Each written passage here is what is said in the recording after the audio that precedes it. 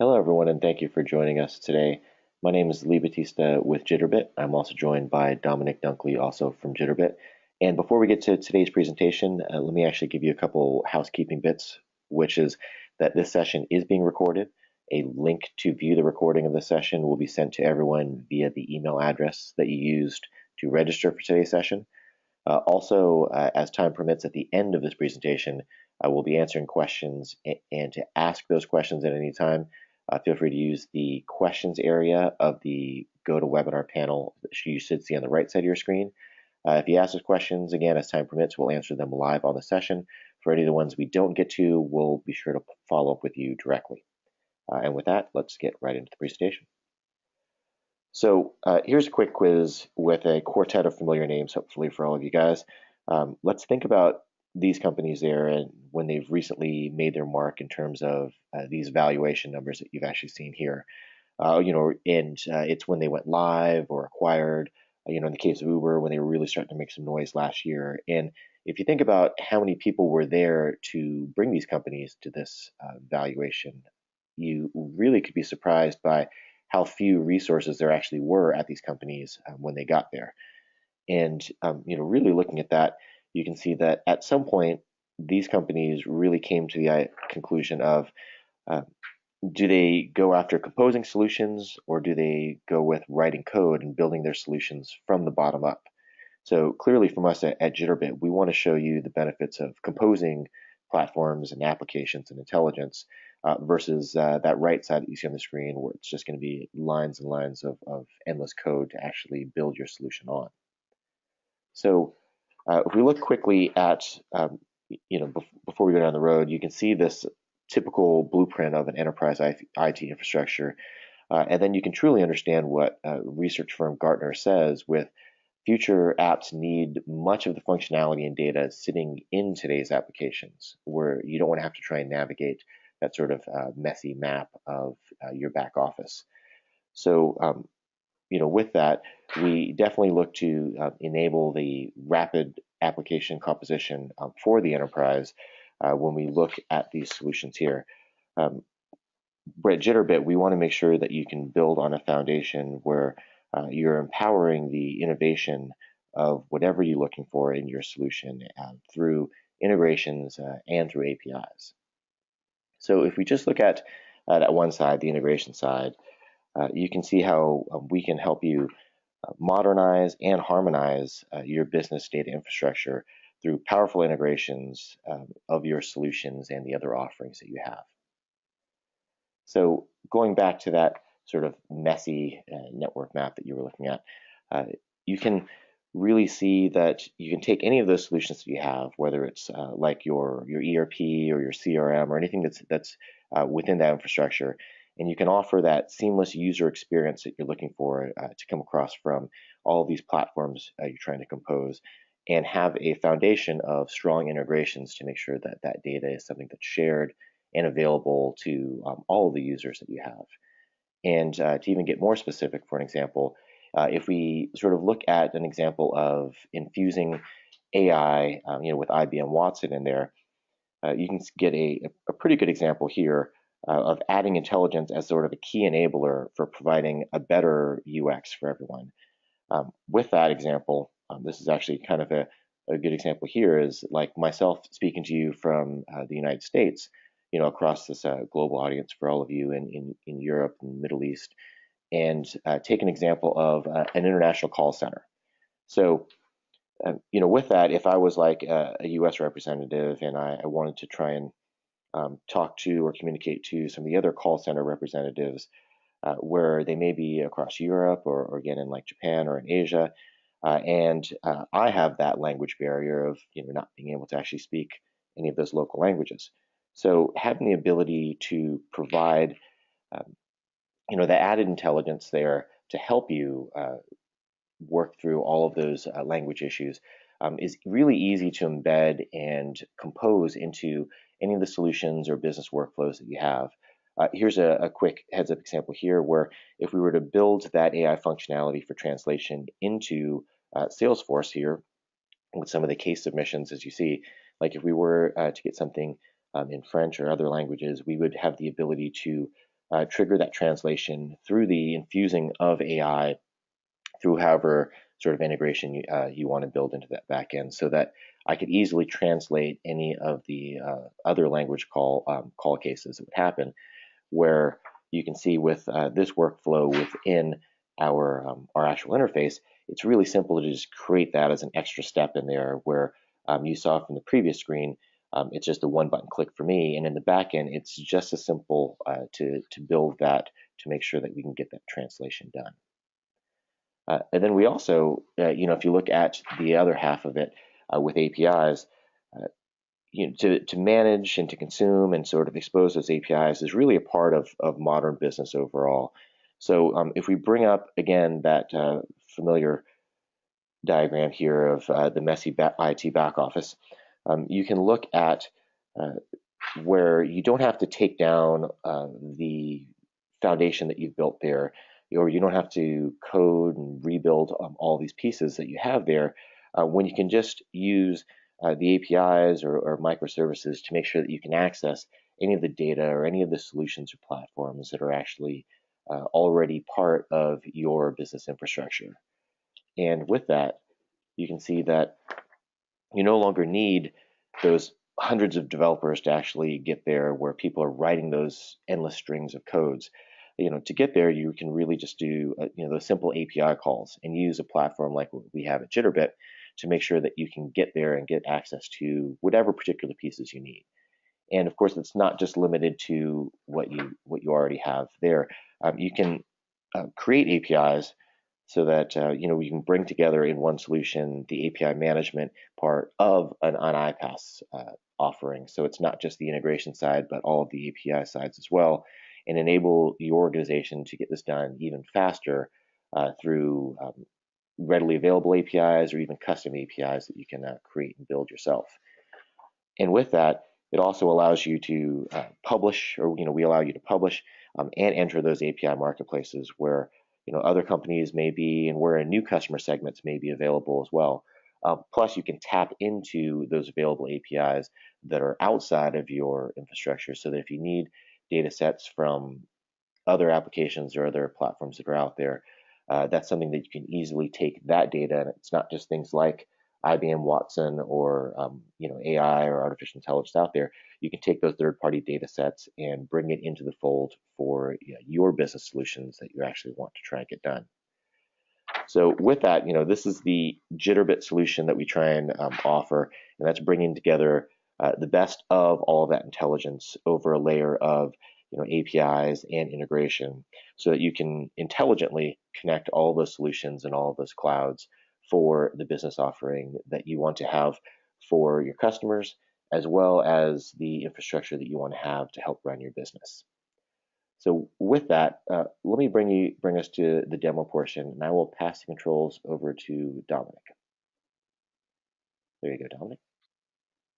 Thanks, Lee. I should just share my screen. Okay, brilliant. Well, thanks for lining that up for us, Lee. That's great. So what I'm going to show you is how we actually do this in practice, really, using the Jitterbit tool set. So my starting point here is actually going to be an integration that we covered on one of these previous webinars. But just to remind you, the sort of typical thing you do inside Jitterbit, what we've got here is a very simple sort of bidirectional integration that pulls information out of SQL Server database. And in this particular case, I'll just show you what's in that database.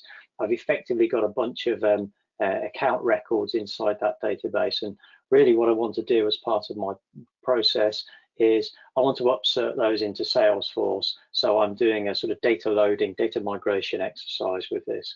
But it's a little bit more complicated than that, because once I've upserted those items into Salesforce, I've got a second operation here that takes the ID list, the objects that were created in Salesforce. I want to reference those back inside my database. So what I'm actually doing in this process, in fact, what I'm going to do here is I'll run it while I'm talking. So what I actually want to do in this process is to ensure that my database is updated to reflect the objects that I've just created inside Salesforce. So again, if I go back to my database here, notice the salesforce.com ID column at the moment is blank. After having run my integration, though, I've got all the IDs of the objects that were created inside Salesforce. So I've got 52 rows here.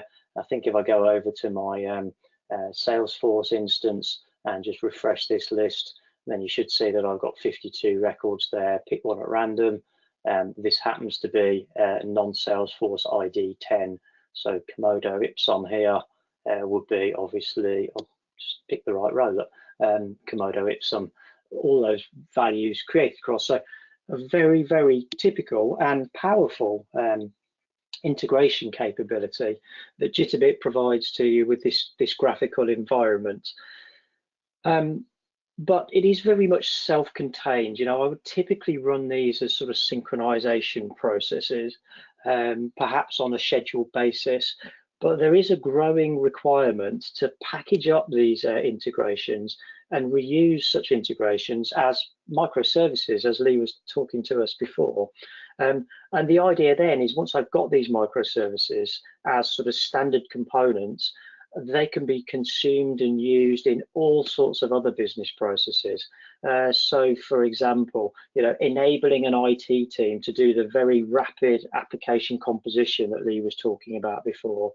You know, this is an enabler to exactly that rapid application composition. Or perhaps these sort of microservices that we can build here can be made available to external parties. You know, it's very common these days to expose some functionality within my business to perhaps my business partners or even to my customers. And in many cases, those are free services. You know, I publish an API that can be used, but sometimes they're actually chargeable. So what we could potentially do here by publishing these as APIs is add a new revenue stream to us that we can charge our customers for. So we can do all this inside Jitterbit, and what I'm going to do is use this particular process here as an example and build on this to turn this into an API. So the scenario I've got here is, obviously we've got this integration that deals with Salesforce and database, nice bidirectional, full referential integrity there, a nice little integration. But what I think I would like to do is I would like to publish an API that enables my internal staff to, say, take a CSV of account records, something like we've got here.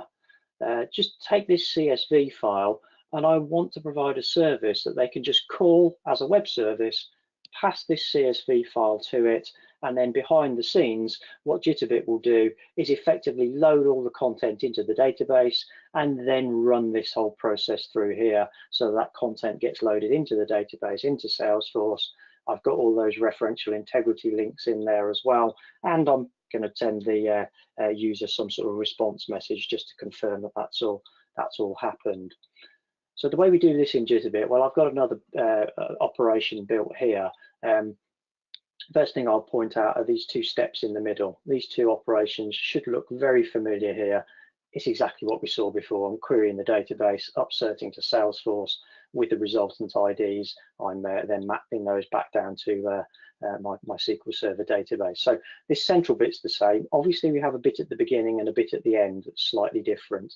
So this is what I'm going to do to sort of API enable this process. So the first thing, remember what we're trying to do here is we're trying to pass a CSV file of account information that we're then going to load into a database. So this first operation deals with that particular process. You can see the target of my operation here is my database.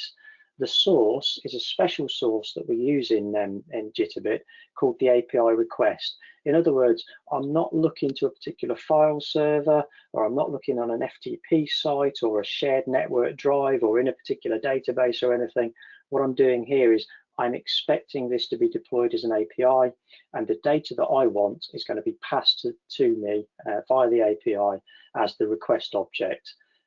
In our case, I'm expecting a CSV file with an appropriate format, which I'm then going to map over to my database. In other words, insert these CSV rows as records into the database, and at that point I can then kick off the second part of the process, which is what we've seen already. Finally, you know, by the time we get down here, I've loaded everything into the database. I've synchronized it with Salesforce, and again, I've synchronized that information back to my database. So the job is done at this point. However, there is one final step here. As I'm going to expose this as a service, as an API, I would like to send a response message back to my users, letting them know the status of the operation. So in this case, what I chose to do is I thought I'd just use a JSON response message. So what I'm doing here is I'm taking the ID list of the objects we created inside Salesforce, and I'm using that to generate a JSON structure, a JSON response message, just giving my users, the information about all those objects that we've managed to successfully create inside Salesforce. And again, you'll notice the final step in this process is the API response. In other words, when I deployed this as an API, I'm going to send that JSON message back as a response message across my API.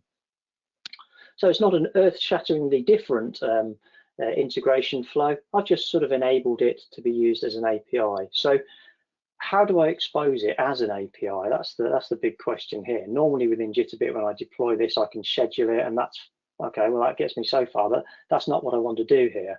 So in this particular case, what I would do is deploy it to my management console, and then if I actually quickly flick over to my management console, just catch it before it logs me out.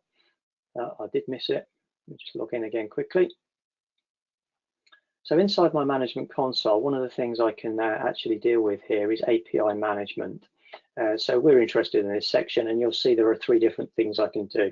I can either expose integrations as OData services, particularly useful for sort of dynamically tapping into other applications, very commonly used inside Salesforce. In our case, though, I want to create a custom API, a RESTful API that can be used in all sorts of different scenarios. And to support this sort of custom API, I can also create API authentication profiles, and I can apply these profiles to the APIs that I build. So in this particular case, I've got 3 different APIs. We'll have a look at this internal staff one. So if I just edit this, we can have a look at the properties associated with this this profile.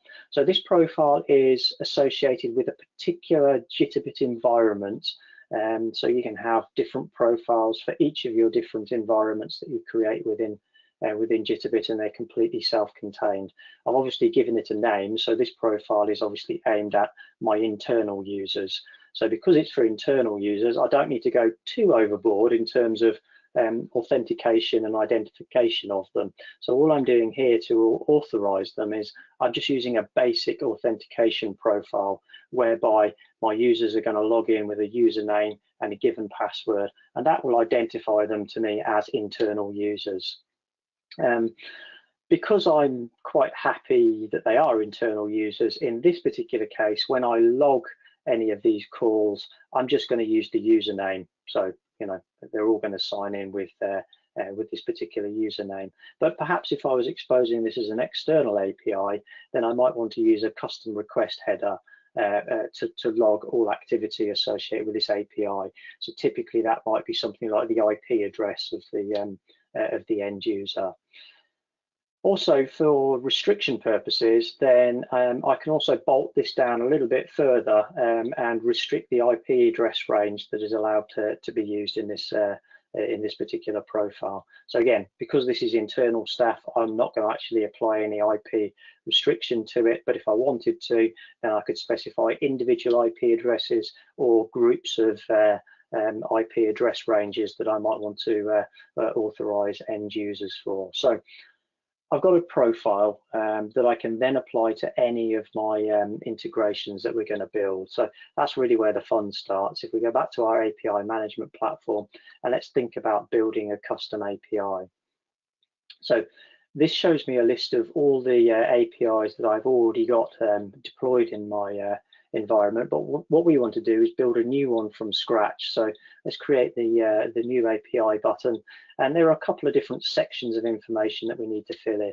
The first is the summary information. It's the sort of the heading, the way I address my particular API that I'm going to create, and it's made up of a few simple components here. So first of all, which environment is this API going to belong to. So again, I can restrict APIs or have multiple different APIs given the same name, but they actually point to different Jitterbit environments.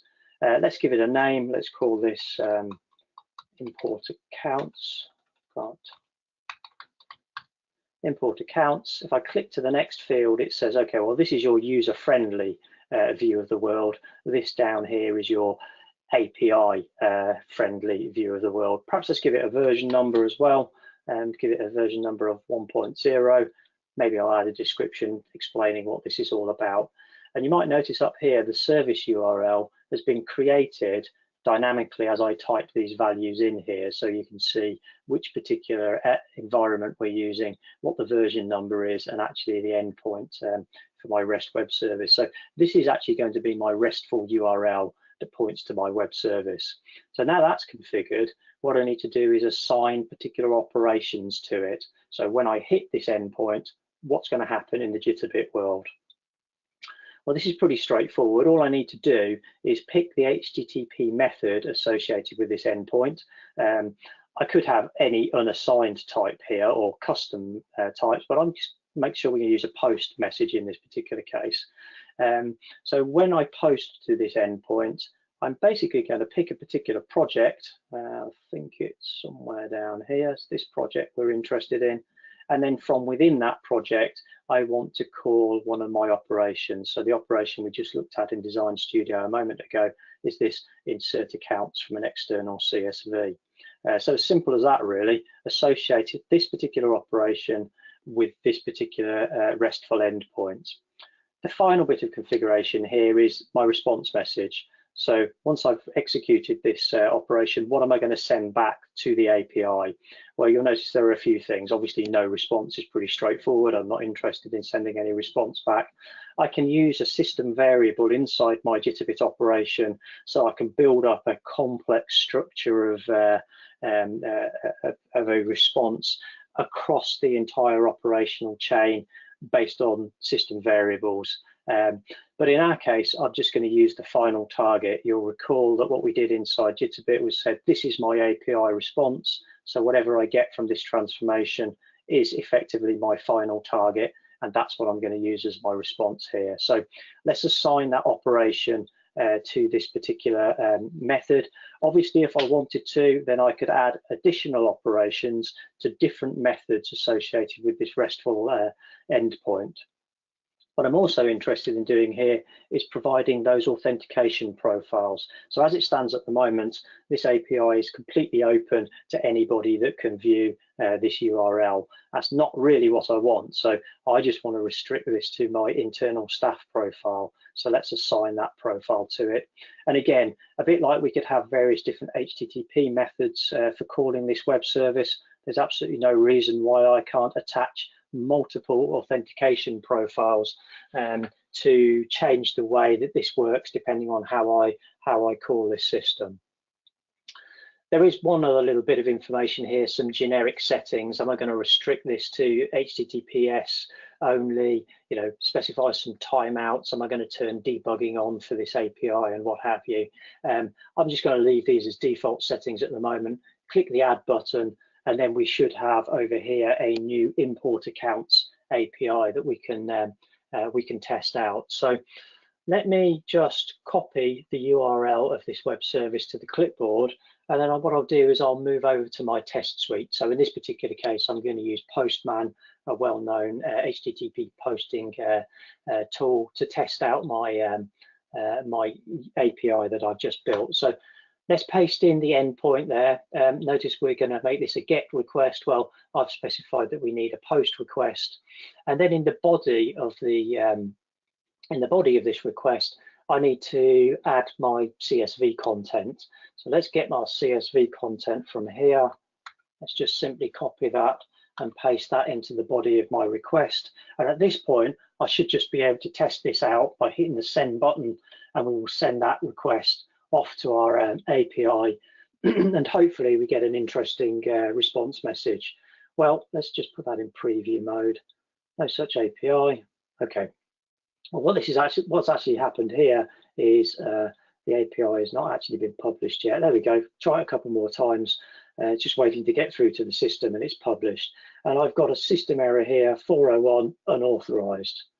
Sorry, the requested resource requires user authentication. Of course it does. I applied an authentication profile to it, but in this request, I haven't specified any authorization information. So this was just a general open request. So it's been rejected, and that's essentially what this system error is telling me here. So let's just add that to our initial request here. We have no authorization. I'm going to use basic authentication here. I've already got my username and my password filled out here correctly. So let's update the request with this new authentication, which will add a new header to my REST service in basic authentication format. So let's give this a whirl now. If I hit the send button now, that's interesting. If I hit the send button now, we'll resend that information. Notice this is taking a bit longer now because I think we've got through the authentication barrier because I've got appropriate credentials there that it recognizes. And let's put that in a slightly different mode. And you can see that by way of a response now, I've got that JSON file that is showing me all of the different records that have been created. And again, just to prove the point, we could go back to Salesforce, which previously showed us, I think it was 52 records, but now we have 72 records. Let's pick one of these that has a high number. So this one here, for example, has a very high number of 64 as the non-Salesforce ID. So again, just to prove that we've managed to insert that information in here, let's refresh this data set inside my database, and we can see that we've now again jumped to 62. I think we were looking at, what was it, 64 was it? No, yes, there we go, 64. So there's the appropriate record that corresponds to the CSV that we've uploaded. So hopefully you can see that this is a very rapid way of publishing a Jitterbit integration as an API, and it just shows you how easy it is to sort of microservice enable your integration platform using the Jitterbit application.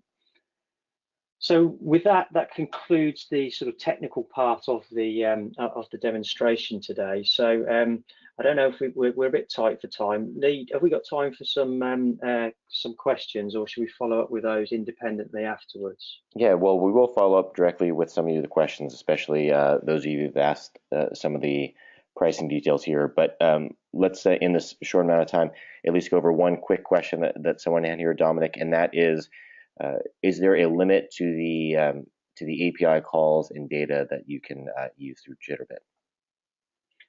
Yeah, it's a good question. Yes, there is. It's a little bit different from the normal Jitterbit licensing. So with the normal Jitterbit licensing for integration, what we're interested in is just the number of endpoints. So how many systems are you going to connect to? And it doesn't really matter how many processes you build. It's the endpoints that you're licensing. Well, when it comes to APIs, it's a slightly different model because you're getting value from each of those APIs that you publish, particularly when you're thinking about supporting an external marketplace. So there is a licensing component that deals with the number of APIs that you actually want to expose using Jitterbit. And also coupled with that, there is a usage limit as well. So, you know, how many millions of times do you want to hit a particular API on a monthly basis? So obviously, as that number increases, so does the license. I hope that answers the question. Yeah, I think that's great. And of course, for everyone on the session, just as another reminder, you will get a link to view the replay of this presentation, so expect that in your email inboxes in the next day. And again, thank you, Dominic, for the demonstration, and thank you, everyone, for joining today's session. And we hope to see you on the next one. Thanks. Have a good day. Thanks, everybody.